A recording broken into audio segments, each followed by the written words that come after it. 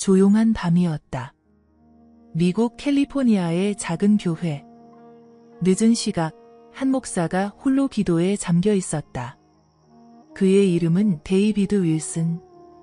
40년 동안 목회해온 평범한 시골 목사였다. 그날도 여느 때처럼 무릎을 꿇고 기도를 드렸다. 하지만 그는 몰랐다. 그날 그의 인생이, 아니 전 세계의 흐름이 바뀔지도 모를 계시가 그를 기다리고 있다는 사실을.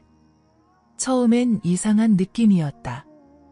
공기가 달라졌다. 눈을 감은 채 기도하고 있던 그의 몸이 갑자기 전기에 감전된 것처럼 떨리기 시작했다. 심장은 미친 듯 뛰었고 숨이 가빠왔다.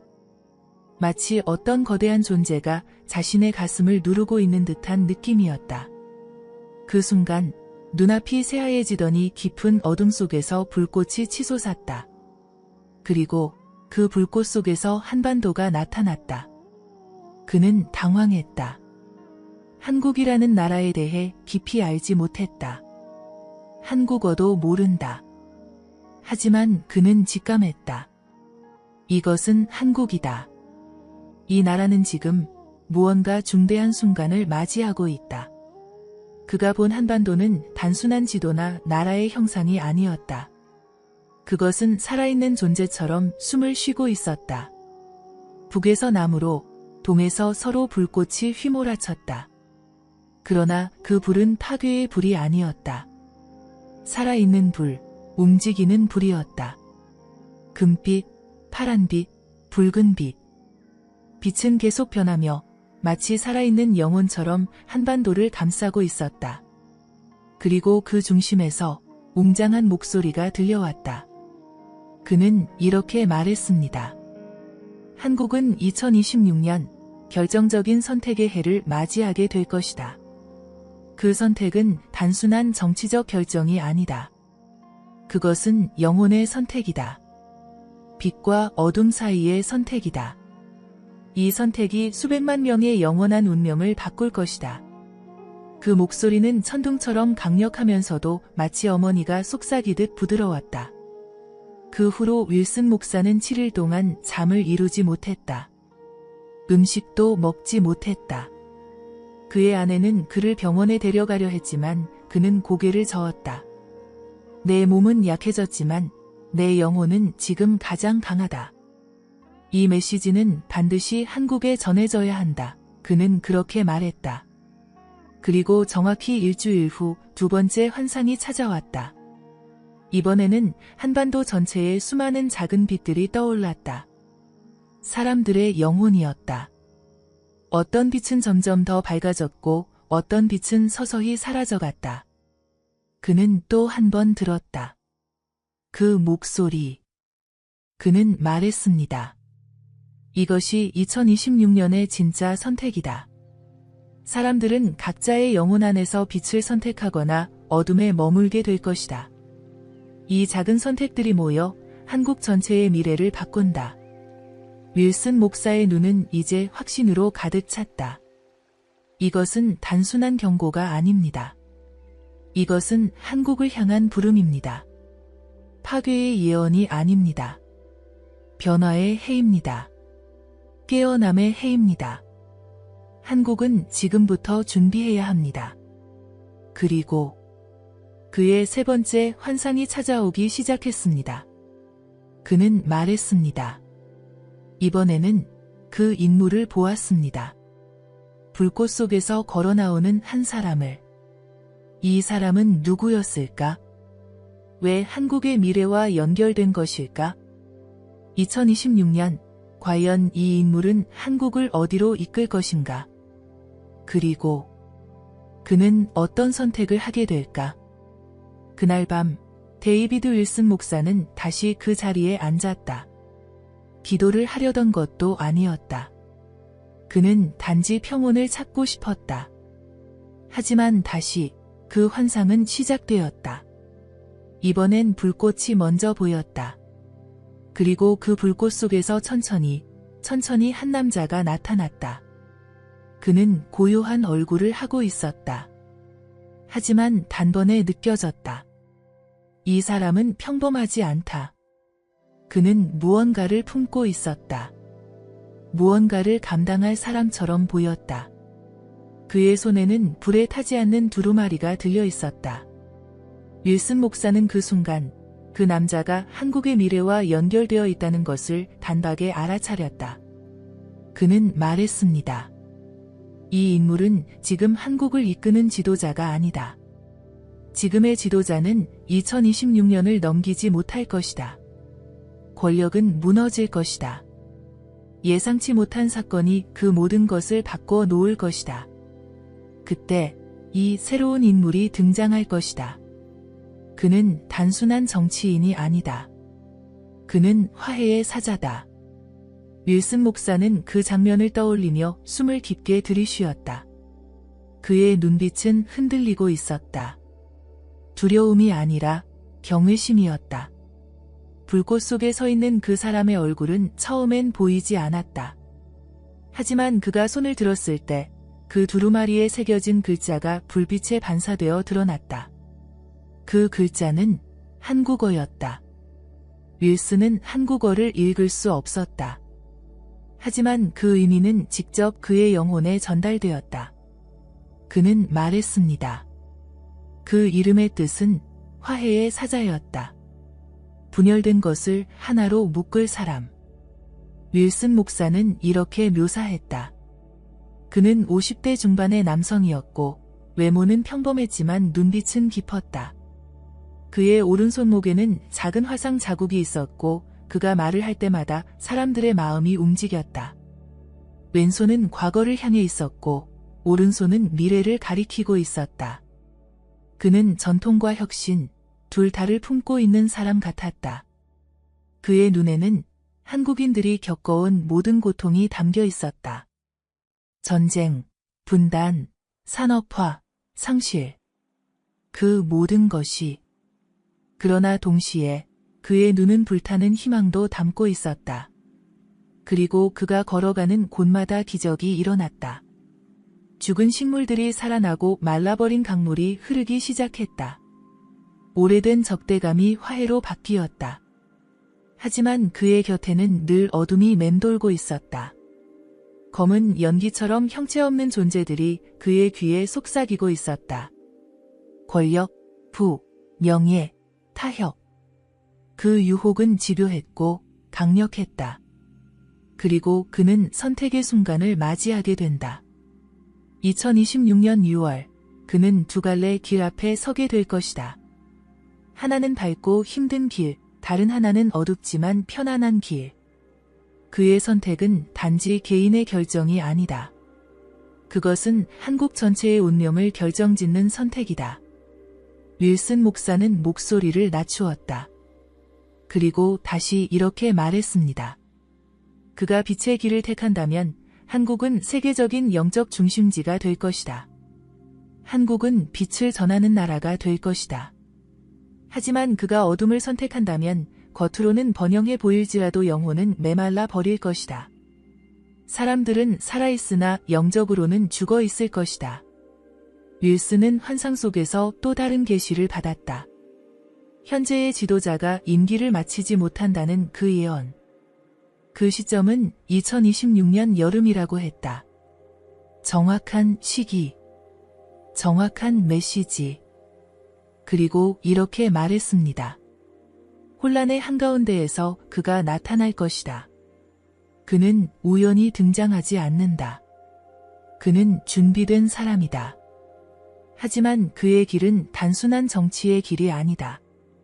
그것은 영적인 사명의 길이다. 이 예언은 한 사람의 운명에 대한 것이 아니었다. 이것은 수천만 명의 영혼이 걸린 거대한 전환점이었다. 그리고 이 전환의 힘은 오직 하나에서 비롯된다고 윌슨은 말했다. 그 지도자가 어떤 선택을 하느냐는 한국 국민의 영적 상태에 달려 있다. 당신의 선택이 그의 선택을 이끌 것이다. 그 말은 그 어떤 정치적 분석보다 더 섬뜩하고 더 생생했다. 한 사람 한 사람이 내리는 작은 결정들이 한 나라의 운명을 바꾼다. 이것이 2026년의 첫 번째 예언이었다. 환상은 계속되었다. 데이비드 윌슨 목사는 다시 불꽃 속을 마주하고 있었다. 그는 이제 확신했다. 이것은 단순한 환상이 아니다. 이것은 메시지였다. 한국을 향한 하늘의 직접적인 경고이자 기회였다. 한반도가 눈앞에 펼쳐졌다. 이번엔 그 위에 분명히 보였다. 두 갈래 길이 존재했다. 왼쪽 길은 좁고 어두운 복도 같았다. 들어가고 싶지 않은 길이었다. 벽은 습했고 발밑은 울퉁불퉁했다. 그러나 한 걸음, 또 한 걸음을 내딛자 그 길 안에서 불빛이 켜지기 시작했다. 투명하고 따뜻한 빛이었다. 그는 이렇게 말했습니다. 이것이 빛의 길이다. 처음엔 힘들고 불편해 보이지만 걸어갈수록 진실이 드러나고 모든 관계가 회복되며 숨겨졌던 문들이 열릴 것이다. 그 길을 따라가는 사람들의 얼굴엔 놀라운 변화가 있었다. 표정은 편안했고 마치 무거운 짐을 내려놓은 듯했다. 그들은 서로를 바라보며 진심을 이야기하고 있었다. 거짓이 없었다. 두려움이 없었다. 이 길은 화해의 길이었다. 남과 북, 과거와 현재, 전통과 혁신, 모든 대립이 하나가 되는 길이었다. 그때 윌슨 목사의 환상은 다른 쪽 길로 시선을 옮겼다. 오른쪽 길이었다.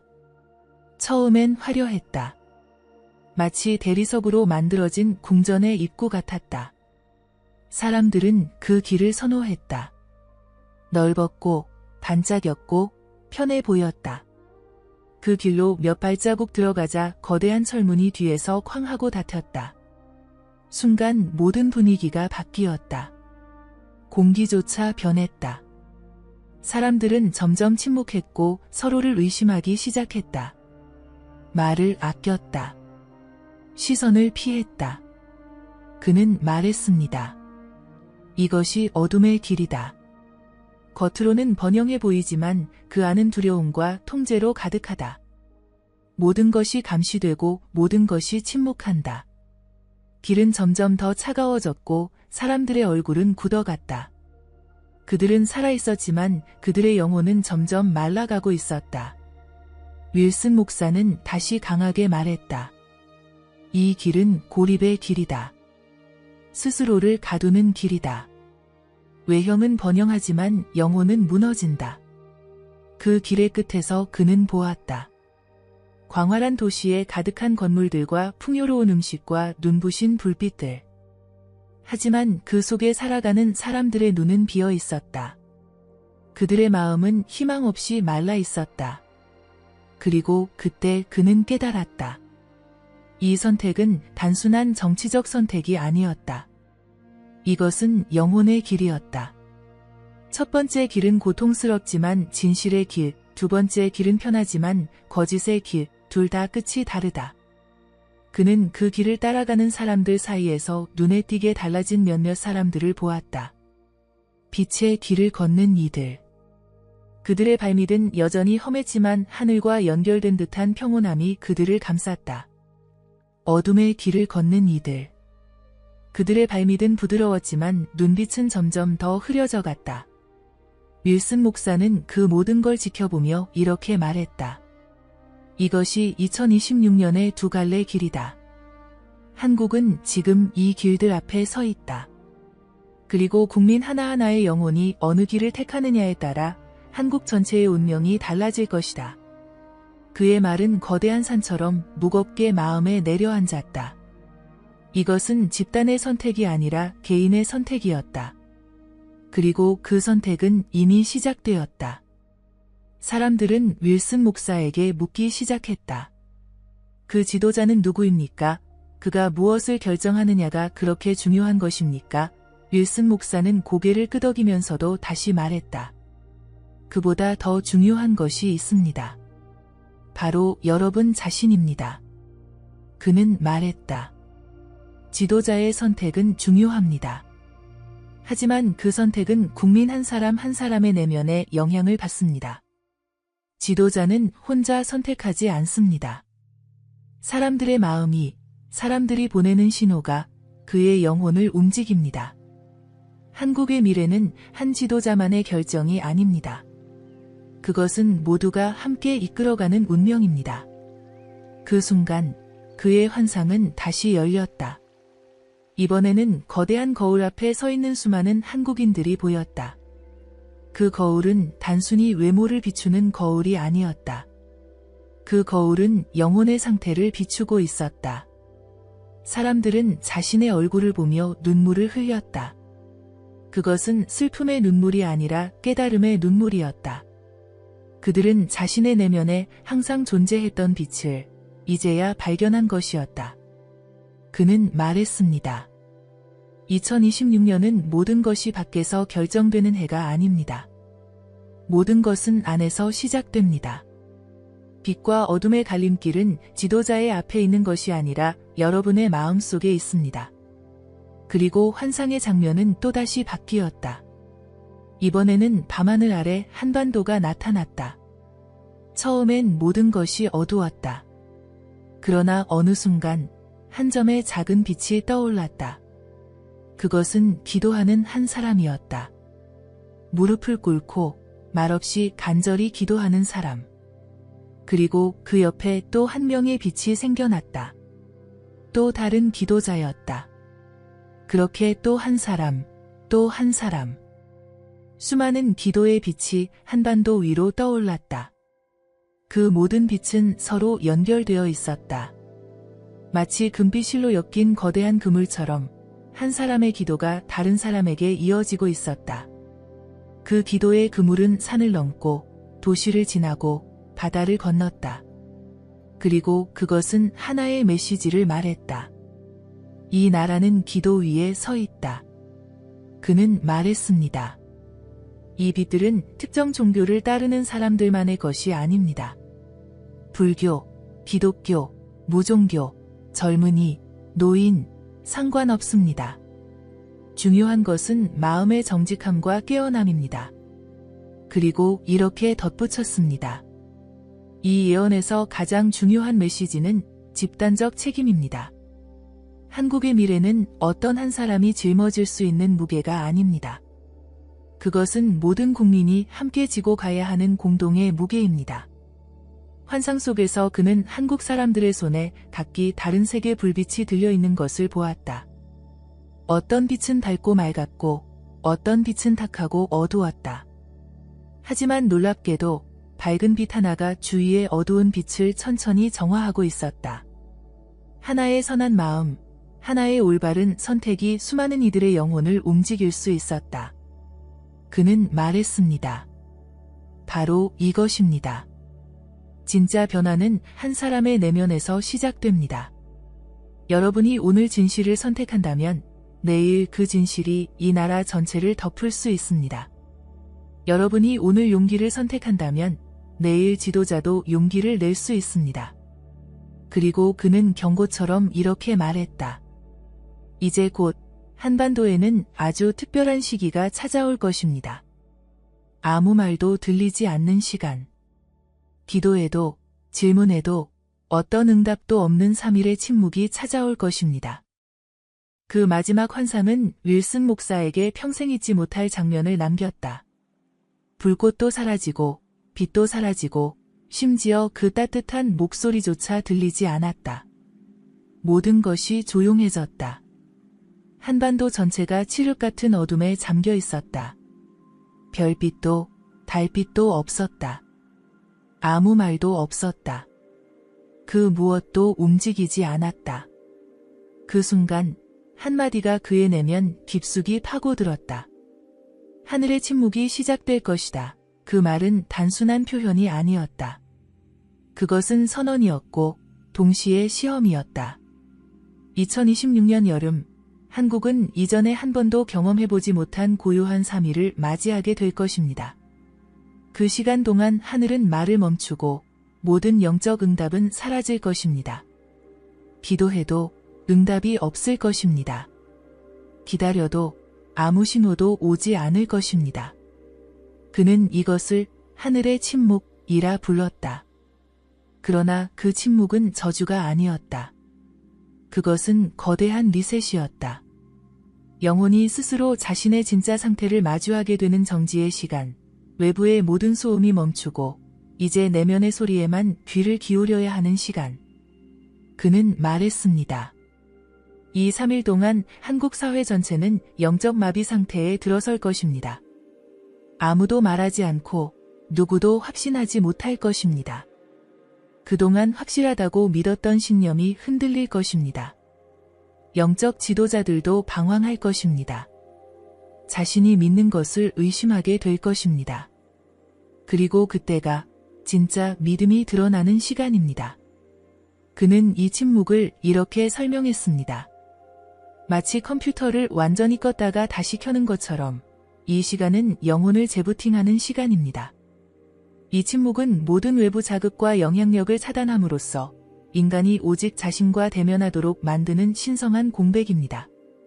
이 침묵은 3가지 형태로 나타난다. 첫째, 신앙의 침묵. 어떤 기도에도 답이 없다. 둘째, 감정의 침묵.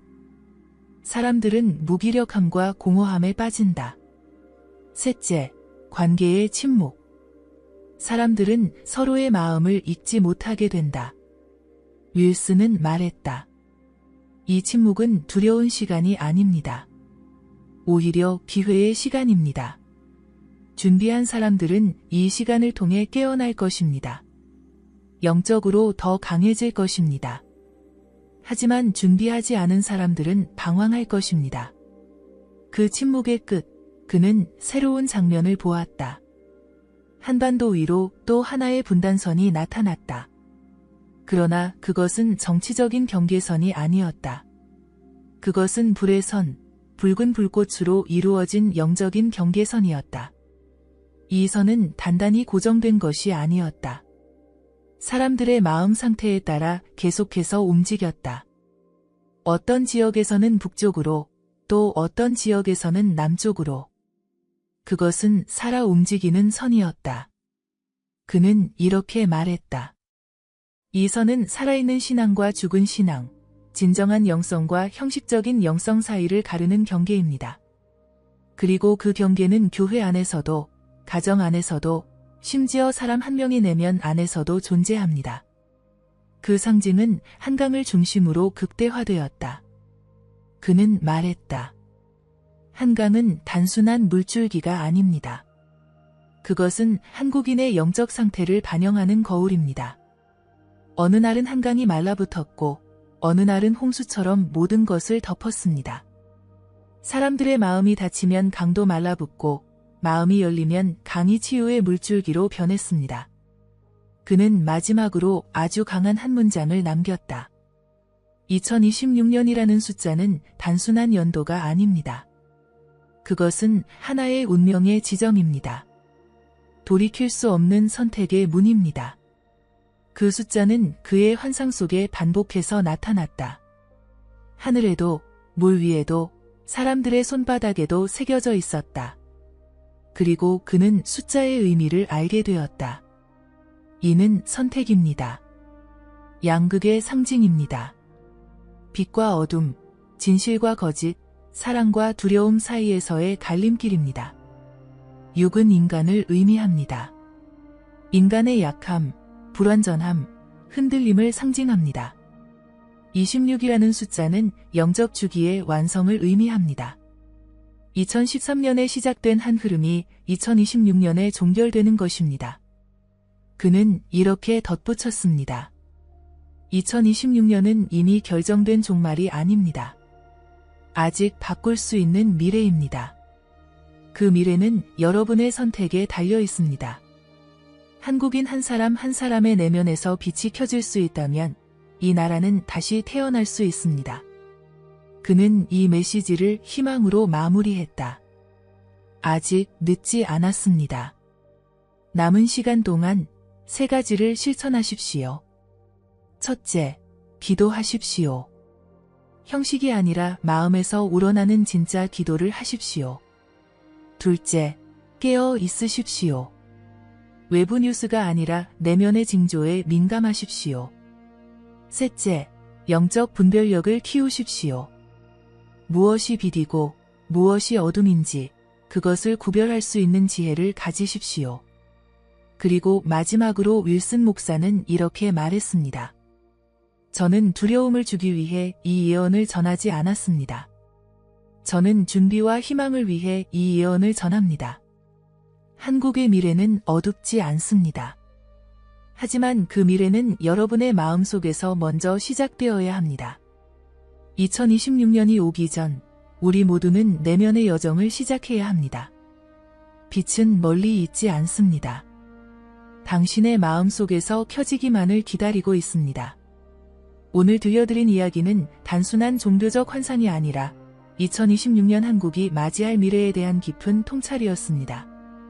한 미국 목사의 기도 중 받은 강력한 계시를 통해 우리는 한국이 빛과 어둠, 변화와 침묵 사이에서 어떤 선택을 해야 할지를 함께 고민했습니다. 2026년은 단지 한 해가 아니라 한국의 운명을 바꿀 분기점이 될 것입니다. 지도자의 등장, 국민의 내면 변화, 영적 갈림길, 그리고 하늘의 침묵까지. 이 모든 이야기는 지금 당신의 마음에서 시작됩니다. 이것은 예언 그 이상입니다. 지금 우리가 무엇을 선택하느냐에 따라 한국의 미래는 완전히 달라질 수 있습니다. 2026년 한국 미래 예언. 오늘 우리는 그 운명의 문 앞에 서 있습니다. 2025년 8월 14일 새벽 4시 전국 수백만 명이 같은 꿈을 꾸는 일이 벌어진다면 당신은 그것이 단순한 우연이라고 생각하시겠습니까? 그리고 바로 다음 날 8월 15일 광복절에 아무도 예상하지 못했던 인물이 한국의 앞에 서게 된다면 과연 그건 어떤 의미를 갖는 걸까요? 인도의 한 소녀는 분명히 이렇게 말했습니다. 그날 당신도 같은 꿈을 꾸게 될 것입니다. 하늘이 움직입니다. 사람들의 의식이 깨어납니다. 그리고 한국은 완전히 다른 나라가 될 것입니다. 이제 그 이야기를 하나씩 풀어보려 합니다. 아비냐 아난드. 그 이름을 처음 들어보는 분들도 계실 겁니다. 그러나 한 번이라도 2020년부터 이어진 세계의 흐름에 관심을 가졌던 분들이라면 이미 그 이름을 접했을지도 모릅니다. 그는 인도 구자라트주의 작은 마을에서 자란 평범한 소년이었습니다. 하지만 7살 때부터 고대 베다 수학과 천체 관측에 빠져들었고 천문 현상과 수비학적 계산을 통해 미래를 예측하기 시작했습니다. 부모는 그의 손에 장난감이 아닌 천체 도표와 예언 일지를 쥐어주었습니다. 그렇게 그는 수년간 오로지 하늘을 보며 자랐고 누구보다 조용한 소년이었지만 누구보다 선명한 시야를 가진 아이였습니다. 그가 처음 주목을 받은 건 2019년 말이었습니다. 그의 유튜브 채널에 올라온 짧은 영상 하나. 2020년 3월 전 세계가 큰 질병으로 고통받게 될 것입니다. 당시 사람들은 그저 지나가는 소년의 공상이라며 흘려들었습니다. 그러나 불과 몇 달 후 현실은 달라졌습니다. 국경은 닫히고 도시들은 멈췄으며 사람들은 모두 집안에 갇혔습니다. 예언은 맞았습니다. 그 후로도 그의 말들은 이어졌고 그 말들은 하나씩 현실이 되었습니다. 2022년 유럽의 동쪽에서 시작된 군사적 충돌, 2023년 고대의 땅이라 불리는 지역에서 다시 피어난 불길, 그 모든 사건을 그는 미리 말했다고 기록되어 있습니다. 그의 블로그에는 당시의 별자리 위치와 날짜까지 적혀 있었고 전문가들은 그 정밀한 예측력에 놀랐습니다. 하지만 그런 그가 2025년을 언급하며 특별히 한국을 지목한 것은 처음 있는 일이었습니다. 아비냐 아난드는 전 세계적인 사건은 꾸준히 예측해왔지만 어느 한 국가에 대해 이토록 구체적인 말을 남긴 것은 이례적이었습니다. 전문가들의 분석에 따르면 2025년 6월 3일 한국의 정치 일정 이후 그는 강한 계시를 받았다고 합니다. 천문도에 이상한 배열이 보이기 시작했고 그것은 점점 뚜렷해졌습니다. 그리고 그 배열은 1945년 8월 15일 해방의 날에 나타났던 천문 패턴과 너무나 유사했습니다. 그는 이 흐름을 무시할 수 없었습니다. 그날부터 정확히 73일 후 2025년 8월 15일 그는 이 날짜가 지금까지 자신이 계산해온 어떤 시기보다도 뚜렷한 상징을 가지고 있다고 말했습니다. 하지만 진짜 놀라운 것은 그 다음의 이야기였습니다. 아비냐 아난드는 말했다. 나는 지난 몇 년간 수많은 별의 움직임을 지켜봤습니다. 하지만 2025년 8월 14일 새벽 4시 그날처럼 강하게 진동하는 별의 배열은 처음이었습니다. 그날 한반도 상공에서 목성, 토성, 금성이 정확히 삼각형을 이루며 그 중심에 보름달이 떠오릅니다. 단순한 정렬이 아닙니다. 이 조합은 지난 1000년간 단 한 번도 일어난 적이 없는 배열입니다. 그 진동은 말로 설명할 수 없는 파동을 발생시킵니다. 나는 그것을 3번이나 반복해서 봤고 그때마다 내 머릿속엔 같은 장면이 떠올랐습니다. 한국, 그리고 꿈. 수많은 사람들이 동시에 같은 꿈을 꾸고 있었습니다. 이건 환상이 아닙니다. 나는 그 안에서 사람들의 얼굴을 보았습니다. 그들은 서로를 바라보며 무언가를 느끼고 있었습니다. 어떤 갈등도 없었고 어떤 불신도 없었습니다. 그들은 하나로 연결되어 있었습니다. 그리고 하늘을 향해 고개를 들고 있었습니다. 그때 서울의 중심에서 한 인물이 등장했습니다. 그 사람은 수백만 명의 시선 속에 나타났고 아무 말 없이 서 있었지만 모든 이들이 외쳤습니다. 바로 그분이라고. 그 장면은 꿈이 아니었습니다. 그것은 예고였습니다. 그것은 이미 정해진 흐름이었습니다. 그는 이렇게도 말했습니다. 당신이 그날 새벽 눈을 뜬다면 하늘을 바라보십시오. 별들은 특별한 형태로 정렬되어 있을 것입니다. 그리고 만약 당신이 그 꿈을 꾼다면 그건 우연이 아니라 선택된 것입니다. 당신은 그 꿈 속에서 그 사람의 얼굴을 보게 될 것입니다. 누군지 모를 수도 있습니다. 하지만 심장은 기억할 것입니다. 그리고 그 다음 날 당신은 선택하게 됩니다. 이제는 더 이상 준비할 시간이 많지 않습니다. 이처럼 아비냐 아난드는 2025년 8월 14일과 15일을 중심으로 전개되는 한국의 미래에 대해 아주 구체적인 예언을 남겼습니다. 그는 단순히 사건을 말한 것이 아니라 그 사건이 한국 사회에 어떤 영향을 주게 될지를 시각적으로 묘사했습니다. 그의 말에 따르면 그날 이후 대한민국은 과거의 나라가 아닐 것입니다. 민족의식이 다시 살아나고 정치적 갈등과 지역적 분열은 급격히 사라진다고 그는 설명했습니다. 그리고 중요한 것은 그 중심에는 단 한 명의 인물이 등장한다는 것입니다. 그는 기존의 정치인이 아니며 화려한 언변도 유명한 이력도 없는 인물이라고 합니다. 그러나 모든 이들이 그를 알아보게 된다고 말합니다. 지금까지 들으신 내용은 단지 예고편에 불과합니다. 아비냐 아난드는 예언에서 단지 꿈을 말하지 않았습니다. 그는 그 이후 펼쳐질 한반도의 변화, 그리고 대한민국이 세계사 속에서 어떤 자리로 이동하게 될지를 더욱 구체적으로 예언했습니다. 그리고 그 변화는 단순히 외교적 사건이 아니라 한민족 전체의 의식이 깨어나는 과정으로 묘사됩니다. 이제부터 그가 남긴 예언의 두 번째 절정, 그 인물의 등장 이후 펼쳐지는 한반도의 운명에 대해 들어보시겠습니다. 과연 그가 말한 그분은 누구이며 그는 어떻게 대한민국의 미래를 이끄는 구원자가 되는 걸까요? 그는 이렇게 말했습니다. 내가 본 그 인물은 권력이 아니라 진실을 향해 걸어온 사람이었습니다. 젊은 시절 그는 실패를 겪었습니다. 그리고 중년에는 좌절도 있었지요. 대중에게 외면당했던 시기도 있었습니다. 하지만 그는 끝까지 자신의 신념을 놓지 않았습니다. 명예를 좇지도 않았고 권력에 손을 내밀지도 않았습니다. 오히려 세상의 불합리를 보고 물러섰던 사람입니다.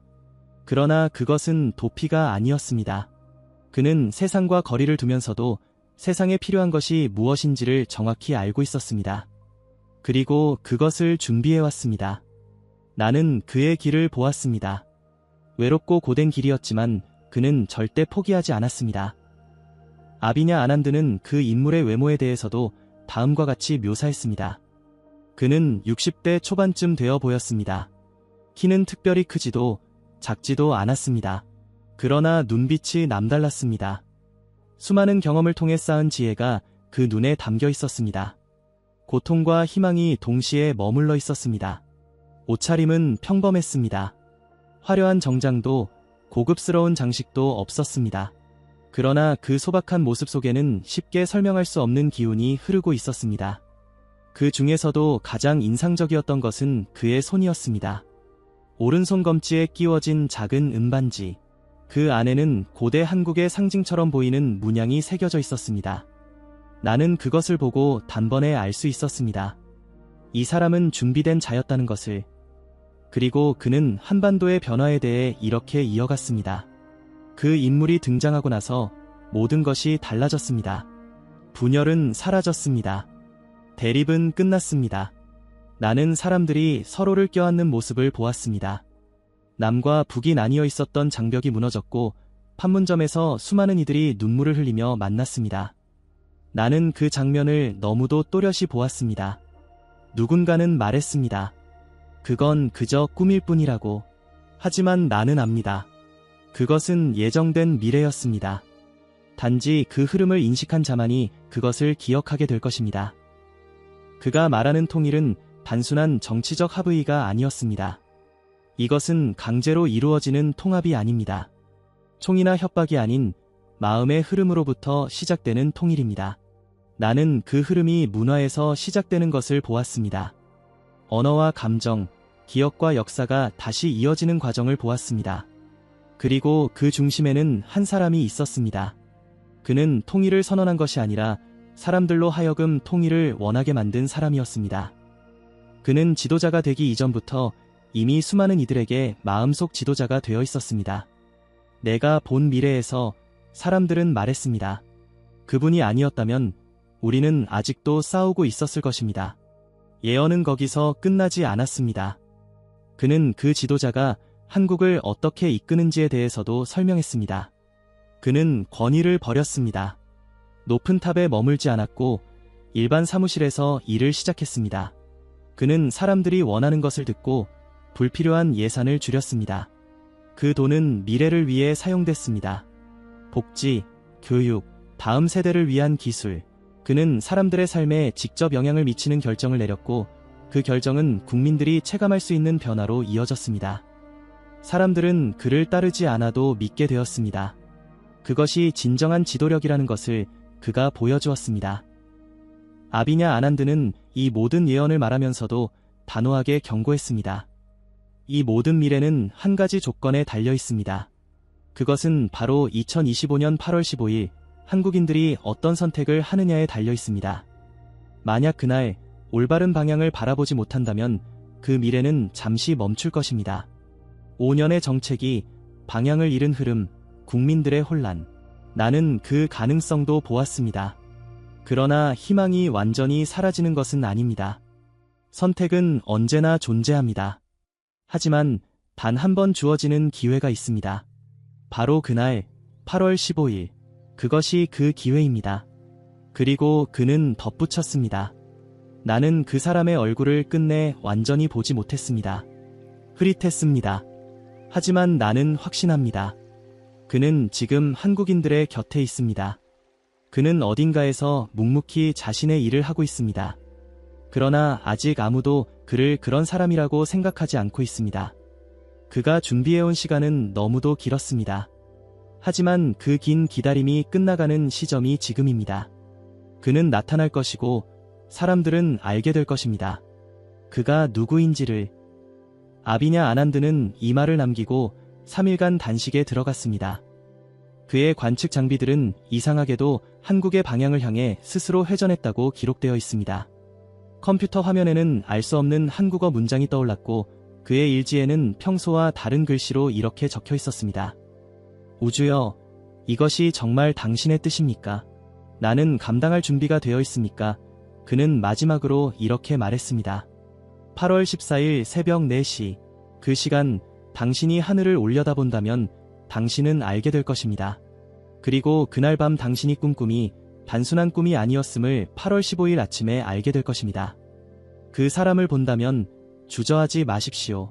당신의 심장이 말할 것입니다. 이분이 바로 그분이라고. 아비냐 아난드는 이어서 다음과 같은 미래를 설명했습니다. 그는 그것을 단지 희망으로 말하지 않았습니다. 계산된 결과라 했고 이미 정해진 흐름이라 했습니다. 2026년입니다. 내가 본 장면은 너무도 선명했습니다. 회담 장소는 판문점이었습니다. 그곳에서 한 사람이 김정은을 마주하고 서 있었습니다. 그리고 놀랍게도 대화를 먼저 요청한 쪽은 북쪽이었습니다. 그 자리에는 형식도 허례도 없었습니다. 오직 두 사람의 진심만이 오갔습니다. 나는 그들의 악수를 보았습니다. 그리고 그 순간 지난 수십 년간 단절되었던 통로들이 열리기 시작했습니다. 그건 보여주기 위한 통일이 아니었습니다. 정치적 승부도 아니었습니다. 두 사람 사이에는 민족의 기억이 흐르고 있었습니다. 그는 그렇게 말하며 구체적인 변화의 흐름도 남겼습니다. 이 회담 이후 남과 북의 경제협력이 시작됩니다. 개성공단이 다시 가동되었고 금강산 관광도 재개됩니다. 하지만 단순한 재개가 아닙니다. 남쪽의 기술력과 북쪽의 자원이 결합하면서 새로운 산업이 등장합니다. 이 산업은 단지 돈을 벌기 위한 것이 아닙니다. 생존과 자립을 위한 것입니다. 이 땅에 살고 있는 사람들이 스스로의 미래를 지켜낼 수 있도록 설계된 흐름입니다. 나는 그 과정에서 놀라운 협력의 장면을 보았습니다. 남과 북의 기술자들이 하나의 공간에서 작업을 하며 서로의 지식을 나누는 모습. 그들은 더 이상 적이 아니었습니다. 경쟁자도 아니었습니다. 그들은 동료였습니다. 그는 계속해서 말했습니다. 이 시점에서 세계의 시선이 한국을 주목하기 시작합니다. 하지만 모든 것이 순조롭지는 않습니다. 몇몇 강대국이 이 흐름을 불편하게 여깁니다. 특히 가까운 이웃 국가 하나는 강하게 반발합니다. 경제적 제재와 외교적 압박이 시도됩니다. 그러나 한국은 새로운 외교 전략으로 이를 넘어서게 됩니다. 외교는 단순한 전략이 아닙니다. 진심과 중심이 있어야 합니다. 내가 본 미래에서 한국은 그 중심이 되었습니다. 세계는 처음으로 이 땅의 결정을 존중하기 시작했습니다. 아비냐 아난드는 이 시기를 국군의 대전환이라고 표현했습니다. 나는 별의 흐름 속에서 이 시기에 대한민국을 감지했습니다.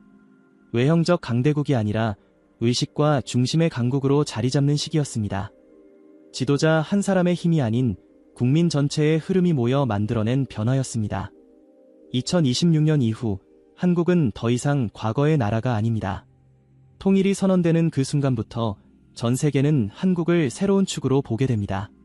그리고 그 흐름은 되돌릴 수 없는 속도로 진행됩니다. 그는 끝으로 이렇게 경고했습니다. 그러나 나는 이 모든 흐름이 단 하나의 조건에 달려있음을 분명히 보았습니다. 2025년 8월 15일, 그날 한국인들이 어떤 방향을 향해 마음을 모으느냐에 따라 모든 것이 달라집니다. 그날을 놓친다면 모든 흐름은 지연될 수 있습니다. 나는 그 가능성도 함께 보았습니다. 올바른 선택이 이루어지지 않는다면 한국은 혼란과 정체의 시기를 겪게 됩니다. 그리고 그 시기는 5년 이상 이어질 수 있습니다. 그 기간 동안 국민들은 피로감을 느끼게 되고 다시 원점으로 돌아가게 됩니다. 나는 그 장면도 보았습니다.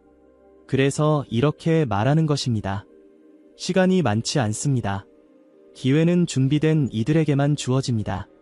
그날은 단순한 휴일이 아닙니다. 운명을 바꾸는 날입니다. 아비냐 아난드는 예언을 남기고 한동안 모든 활동을 중단했습니다. 그의 유튜브 채널에는 영상이 올라오지 않았고 블로그도 조용해졌습니다. 대신 주변 전문가들은 그의 상태를 전하며 그가 말없이 깊은 사색과 관측에 집중하고 있다고 전했습니다. 그의 관측 장비는 여전히 한반도를 향하고 있었고 컴퓨터 화면에는 반복해서 같은 문장이 떠올랐다고 합니다. 한국은 준비되어 있는가? 그리고 그의 일지에는 다음과 같은 문장이 적혀 있었습니다. 지금의 혼란은 새로운 시대를 여는 마지막 통과의 이레이다. 만약 이 흐름을 한국이 받아들인다면 그 나라는 완전히 달라질 것이다. 그는 마지막으로 이렇게 말했습니다. 나는 한국을 오래 지켜봤습니다. 그 땅은 여러 번의 아픔을 겪었고 수많은 시험을 통과했습니다. 그러나 이번에는 다릅니다. 이것은 반복이 아닙니다. 새로운 시작입니다. 내가 본 그 사람은 구원자라는 단어로 설명될 수 있는 인물이었습니다. 그는 누군가를 구하려는 사람이 아니라 모든 이들이 스스로를 구할 수 있도록 돕는 사람이었습니다. 나는 그런 사람이 한국의 중심에 서는 것을 보았습니다. 그리고 그 사람이 나타나는 시점은 하늘이 준비한 때였습니다. 그는 예언을 마친 후 더 이상 한국에 대한 미래를 말하지 않겠다고 했습니다. 그 이유에 대해서는 이렇게 말했습니다. 이제는 내가 말할 필요가 없습니다. 한국인 스스로가 그 흐름을 선택할 것입니다. 10년 동안 내가 말할 수 있는 모든 것을 전했습니다. 이것은 마지막 선물입니다. 당신은 이야기를 어떻게 들으셨습니까? 이것이 과연 단순한 이야기였다고 생각하십니까? 아니면 지금 이 순간 우리 모두가 놓여있는 현실의 연장선이라고 느껴지십니까? 아비냐 아난드는 말했습니다. 그날 밤 당신이 꾸는 꿈은 단순한 꿈이 아닙니다. 그것은 기억입니다. 그 기억은 당신이 깨어났을 때 당신의 가슴 속에 남아있을 것입니다. 그리고 그 기억이 당신의 선택을 이끌게 될 것입니다. 그는 반복해서 강조했습니다. 이 모든 예언은 하늘의 흐름을 통해 계산된 것이며 인간의 감정이나 기분에 좌우되는 것이 아니라 했습니다. 그는 스스로에게도 질문을 던졌습니다. 정말로 이것이 일어날 것인가? 내가 본 것은 실제인가? 그리고는 이렇게 답했습니다. 만약 그렇다면 그 순간을 놓쳐서는 안 된다. 한국 민족에게는 1000년에 한 번 오는 기회다. 당신이 지금 이 이야기를 듣고 있다면 그것은 결코 우연이 아닐지 모릅니다. 2025년 8월 14일 새벽 4시, 그 시각, 하늘에 떠있는 별들의 배열을 당신은 기억하게 될 것입니다. 그리고 바로 그날 밤 수많은 사람들이 같은 꿈을 꾼다면 당신은 더 이상 이야기를 허구라고 말하지 못할 것입니다. 그 꿈에서 당신은 그 사람을 보게 될 수도 있습니다. 지금까지 보지 못했던, 그러나 어디선가 늘 우리 곁에 있었던 그 사람 말입니다. 당신은 심장이 말하는 것을 느끼게 될 것입니다. 그분이 바로 우리가 기다려온 사람이라는 것을. 그는 지도자가 아닙니다. 그는 구세주도 아닙니다. 그러나 사람들은 그를 통해 스스로를 되돌아보게 됩니다. 그를 바라보며 잊고 있던 미래를 다시 생각하게 됩니다. 그는 혼자가 아닙니다. 그가 나오게 되는 순간 8천만 명의 마음이 하나의 방향으로 흐르게 됩니다. 그것이 아비냐 아난드가 본 대한민국의 운명이었습니다. 그는 말합니다. 이제는 하늘이 아니라 사람이 결정을 내려야 합니다. 하늘은 이미 충분한 신호를 보냈습니다. 이제는 인간이 응답할 차례입니다. 8월 15일, 그날의 선택은 대한민국의 미래를 100년 앞당길 수도 있고 5년 뒤로 미룰 수도 있습니다.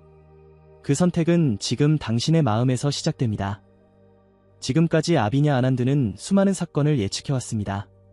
그리고 그 사건들은 놀라울 정도로 정확하게 현실이 되었습니다. 그가 본 한반도의 미래 또한 허공에 흘려버릴 만한 이야기가 아닙니다. 그는 계산했고, 관측했고, 그리고 침묵 속에서 고통스럽게 말해야 할 순간을 기다렸습니다. 그 순간이 바로 지금이라고 그는 말했습니다. 당신은 2025년을 어떻게 기억하고 싶습니까? 그저 흘러간 한 해로 기억하겠습니까? 아니면 대한민국의 운명이 새로이 쓰인 해로 기억하겠습니까? 그 결정은 더 이상 남의 몫이 아닙니다. 이제는 우리 모두의 몫입니다. 마지막으로 그는 이렇게 남겼습니다. 지금 이 말을 듣는 당신, 당신이 본 그 꿈을 절대 잊지 마십시오. 그 사람을 기억하십시오. 당신의 기억이 한국의 미래를 바꿉니다. 이상으로 아비냐 아난드의 최신 2025년 이후의 한국 미래의 예언을 알아보았습니다. 시청해주셔서 감사합니다. 한반도에 고요하던 물이 탁해졌고 맑던 하늘은 연무로 덮였다. 그리고 이 사람이 2025년, 지금 이 순간에도 누군가는 이 땅의 변화를 감지하고 있다. 뉴스나 신문에서는 언급되지 않지만 한국의 기운이 바뀌고 있다는 이야기는 오래전부터 몇몇 예지자들 사이에서 돌고 있었다. 그 중에서도 일본의 한 수도승이 남긴 예언이 최근 들어 조용히 퍼지며 많은 이들의 귀를 사로잡고 있다. 일본 동북부의 고산 사찰에서 오랫동안 수행을 해온 이 수도승은 일본 내에서도 영적 능력으로 잘 알려진 인물이다. 바로 이 인물이 2025년을 앞둔 어느 시점에서 한국에 대한 놀라운 예언 4가지를 남긴 것이다. 이미 이 수도승이 예전부터 예언했던 여러 사건들이 일정 부분 실제로 실현되면서 그의 말은 일본 내에서는 물론이고 최근 한국의 일부 지식인들 사이에서도 재조명되고 있다. 그는 특정한 국가나 인종을 구분하지 않았다. 하지만 이번만큼은 유독 한국이라는 나라, 한반도라는 지역에 집중하여 메시지를 남겼다. 그리고 그 중심에는 분명한 확신이 있었다. 지금 이 나라의 기운이 바뀌고 있으며 곧 거대한 전환의 물결이 밀려온다는 것이다. 그가 남긴 예언은 4가지로 정리된다. 그러나 이 4가지는 서로 분리된 이야기가 아니라 하나의 큰 흐름 속에 이어진 장대한 예지의 줄기라고 할 수 있다. 놀라운 점은 이 4가지가 하나같이 한국의 미래와 국운, 나아가 세계적 역할까지 아우른다는 것이다. 단순히 국내의 변화에 머무르지 않는다. 그는 말했다. 한국의 변화는 곧 세계의 변화로 이어질 것이라고. 이 말을 들은 이들은 처음에는 의아해했지만 최근 들어 점점 현실에서 그 징후가 보이기 시작하면서 분위기는 사뭇 진지해졌다. 이야기의 시작은 이렇게 전해진다. 수도승 6에는 한밤중 자신의 가람에 모인 이들에게 조용히 말을 꺼냈다. 기운이 심상치 않다고. 그는 허황된 말을 하지 않았다. 구체적인 시기, 구체적인 대상을 언급하며 그 변화가 어떻게 찾아올 것인지를 상세하게 풀어내기 시작했다. 그는 2025년이라는 시점을 명확히 짚었으며 이 해가 한반도의 운명에서 결정적인 전환점이 될 것임을 분명히 밝혔다. 그리고 바로 그 자리에서 다음과 같은 첫 번째 예언이 흘러나왔다. 지금 이 땅의 기운은 예전과 같지 않다. 한반도는 본래 청정한 에너지의 흐름 위에 놓인 곳이었다. 이곳은 천상과 지상의 문이 열리는 장소, 도량의 중심이며 중생의 삶과 직접 이어지는 법기의 흐름이 존재하는 곳이었다. 그러나 지금은 그 기운이 바뀌고 있다. 고요하던 물이 탁해졌고 맑던 하늘은 연무로 덮였다. 육신은 여전하지만 영의 흐름이 뒤틀려 있다. 이것은 단지 어느 한 지역의 문제가 아니다. 이 나라 전체가 새로운 업의 흐름 안에 들어섰다. 그 업은 오래전 선택된 자손들의 행보와 연결되어 있으며 현재의 지도자들만으로는 감당하기 어려운 무게를 품고 있다. 외부의 압력이 점점 거세지고 있으며 내부의 혼란은 안으로부터 쌓인 업장이 드러나는 현상일 뿐이다. 그러나 이 모든 변화는 곧 다가올 정화를 위한 전조다. 이것은 흔들림이 아니라 전환의 시작이다. 기운은 변하고 있으며 그 흐름의 끝에는 반드시 새로운 진실이 드러나게 된다. 이 말을 들은 이들은 일순 침묵에 빠졌다. 하지만 그 침묵 속엔 공포보다 묘한 기대가 있었다. 이어지는 말이 곧 희망이 될 수 있다는 예감이었을까. 그는 두 번째 예언을 이어갔다. 2026년이 되기 전 이 땅은 다시 맑은 기운으로 되돌아갈 것이다. 그것은 아무런 행동 없이 주어지는 변화가 아니다.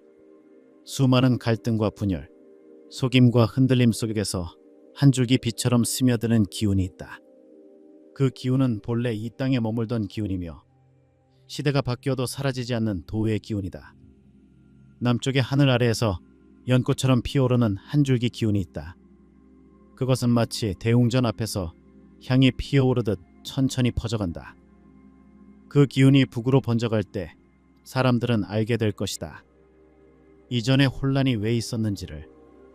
그때가 되면 이 나라는 다시 본래의 기운을 회복하고 오래된 업장이 하나하나 정화되며 새로운 법륜이 돌기 시작할 것이다. 그 변화는 겉으로는 작아 보이겠지만 세계는 그것을 감지하고 곧 시선을 이쪽으로 돌리게 될 것이다. 기운은 돌아오고 운은 새로이 열린다. 이 부분까지 들은 이들은 단순한 나라의 변화를 말하는 것이 아님을 깨달았다. 그가 말한 변화는 외교나 정치의 범주를 넘어서 있었다. 그것은 보이지 않는 차원에서의 회복이었고 오직 이 땅에서만 가능한 고유한 흐름이었다.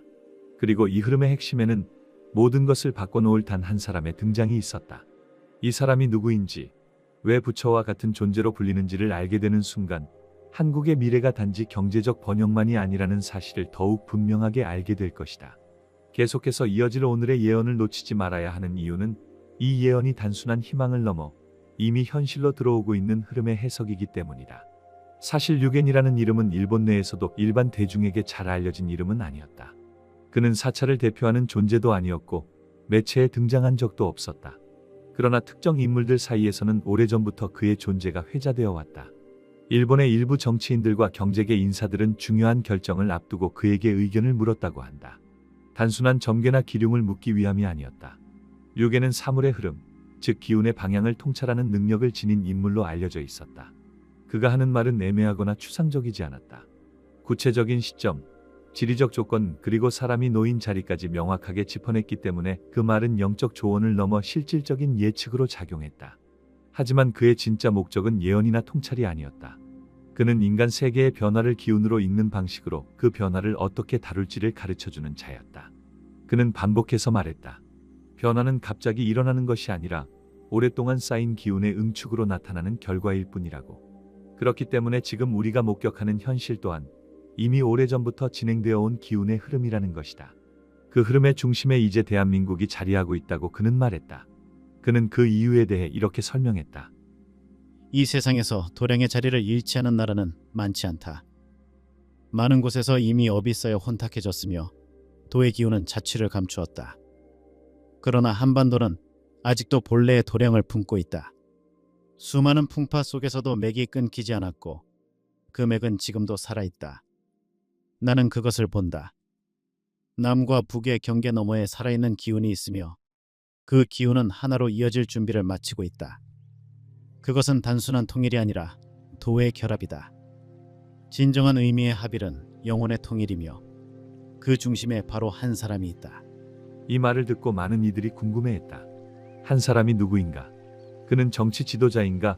종교 지도자인가? 아니면 우리가 아직도 알지 못하는 평범한 인물인가? 류계는 이에 대해 한참 동안 침묵을 지킨 후 천천히 입을 열었다. 그리고 세 번째 예언이 나왔다. 이것은 단순한 인물에 대한 예고가 아니었다.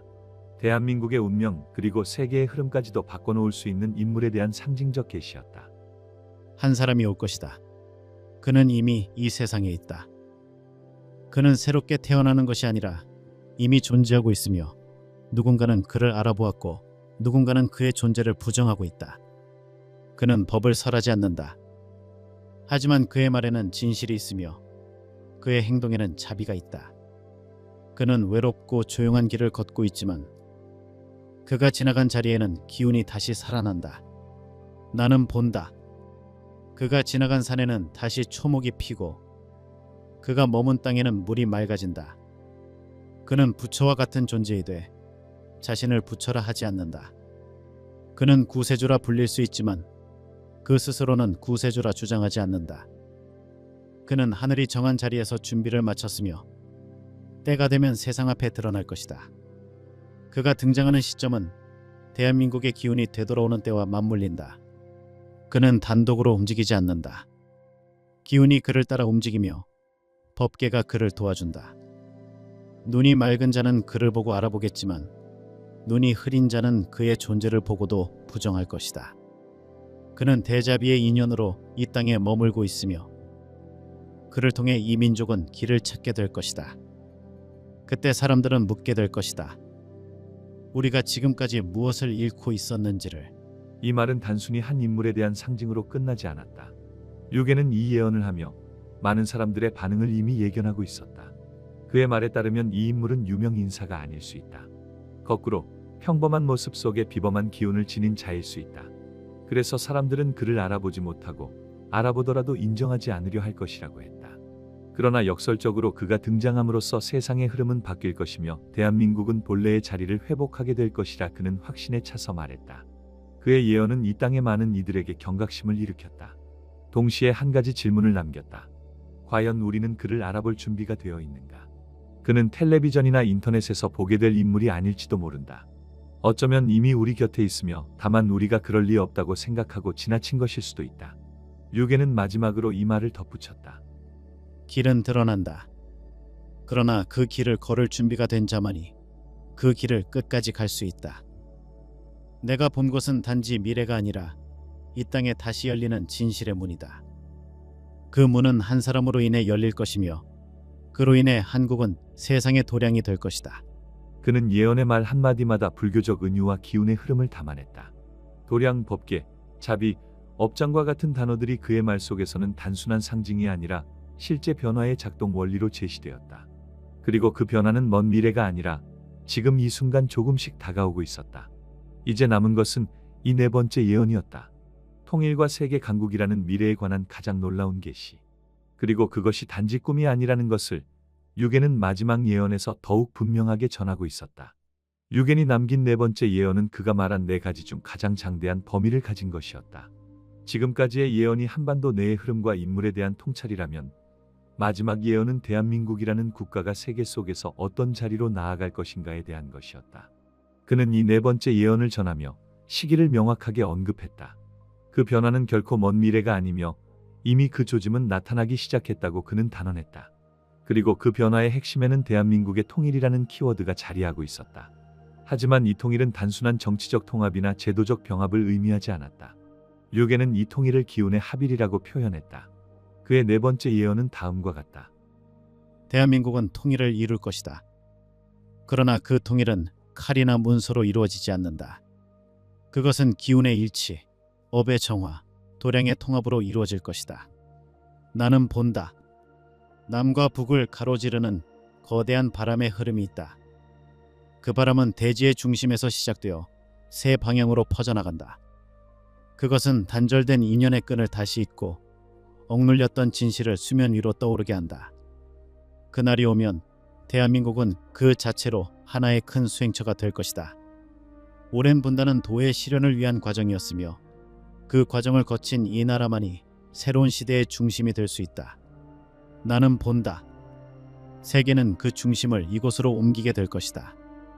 정치나 무력, 경제만으로 설명할 수 없는 이유로 이 땅은 세계가 주목하는 곳이 된다. 법륜이 도는 소리가 세계를 울리고 그 소리는 이 민족의 심장에서 시작된다. 이 말을 들은 이들은 충격과 함께 긴 침묵에 빠졌다.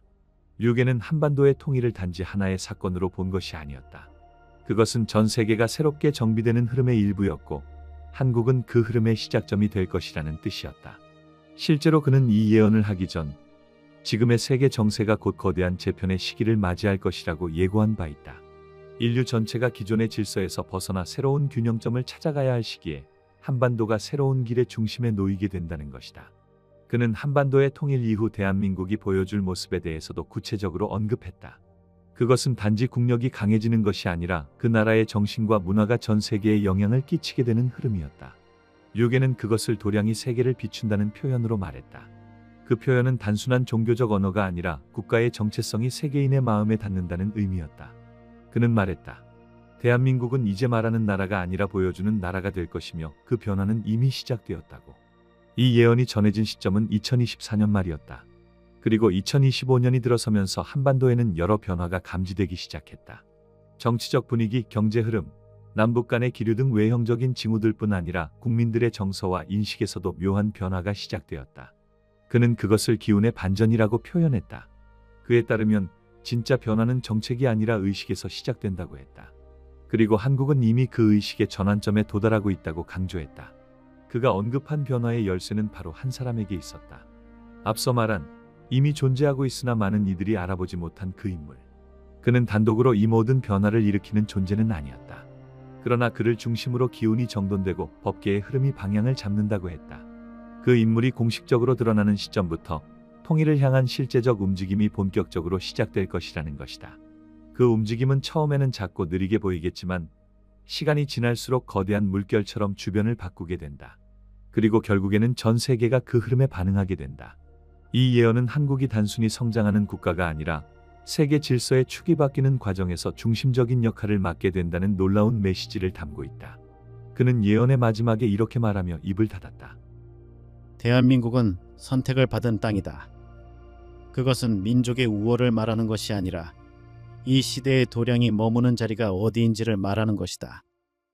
이제 그 자리가 드러나고 있으며 그 자리에 합당한 자들이 일어서고 있다. 나는 본다. 이 나라의 이름이 이제 세계의 중심에서 들리게 될 것이다. 그리고 그것이 이루어질 때 많은 이들이 뒤늦게 그 의미를 깨닫게 될 것이다. 류겐의 네 가지 예언은 단순한 예측이 아니라 시대의 흐름을 읽어내는 통찰이었다.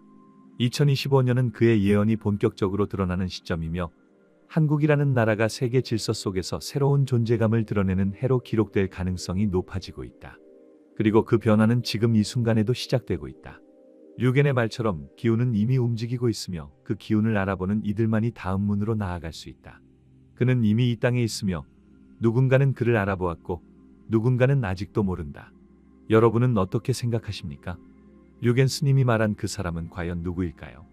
여러분이 떠오르는 인물이 있다면 지금 댓글로 알려주세요. 그 이름이 맞을 수도 있고 아닐 수도 있습니다. 그러나 누군가는 분명 이미 그를 알아보았다고 스님은 말했습니다. 지금까지 시청해주셔서 감사합니다.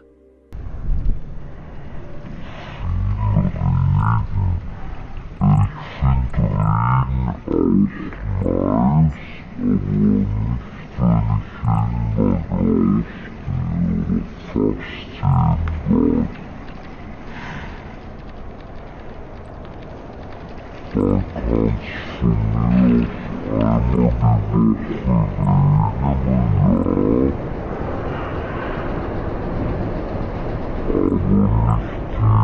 want to